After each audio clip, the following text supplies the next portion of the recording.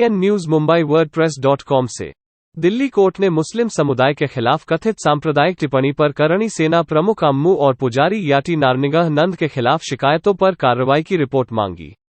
दिल्ली की एक अदालत ने हाल ही में करणी सेना प्रमुख सूरजपाल अम्मू और दासना देवी मंदिर के पुजारी यति नरसिम्हानंद सरस्वती के खिलाफ मुस्लिम समुदाय के खिलाफ उनकी कथित सांप्रदायिक रूप से भड़काऊ और विभाजनकारी टिप्पणी के खिलाफ दायर 2 शिकायतों पर कार्रवाई रिपोर्ट मांगी है।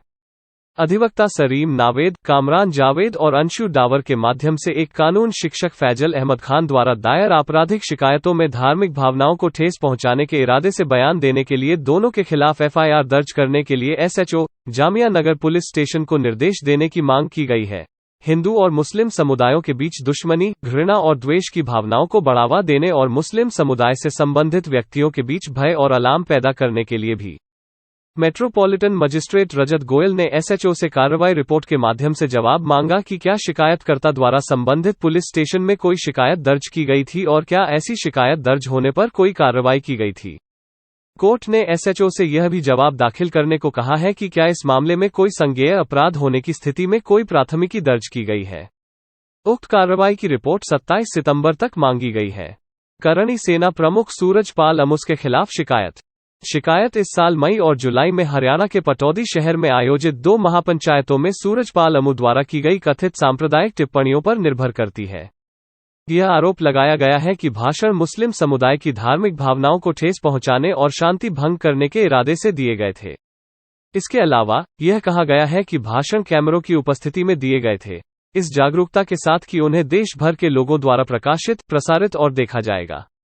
शिकायत धारा के तहत एक प्रथम सूचना रिपोर्ट FIR के पंजीकरण की मांग करती है। भारतीय दंड संहिता की धारा 153, 153A, 153B, 295A, 298, 504, 505, 1, 505, 2 और 506। यह भी आरोप लगाया गया है कि संबंधित SHO ने अम्मू के खिलाफ प्राथमिकी दर्ज करने के लिए शिकायतकर्ता द्वारा प्रस्तुत शिकायत पत्र की प्रति प्राप्त करने से इनकार कर दिया और इस मामले में उसके खिलाफ कोई कार्रवाई शुरू नहीं की गई।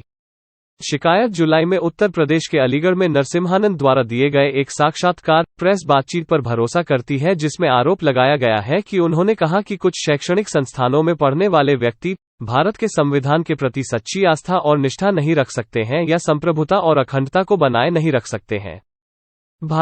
अभियुक्तों ने जानबूझकर अलीगढ़ मुस्लिम विश्वविद्यालय और जामिया मिलिया इस्लामिया जैसे प्रमुख केंद्रीय विश्वविद्यालयों का अपमान किया, स्पष्ट रूप से मुस्लिम समुदाय को लक्षित करने का लक्ष्य रखा, क्योंकि ये संस्थान मुस्लिम समुदाय के साथ साथ उनकी स्थापना के मामले में भी लोकप्रिय रूप से जुड़े हुए हैं।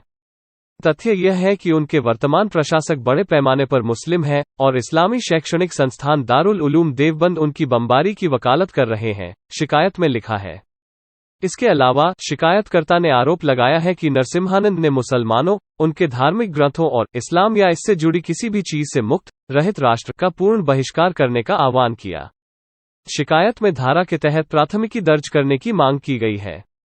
IPC की धारा 153, 153A, 153B, 295A, 298, 504, 505, 1, 505, 2 और 506।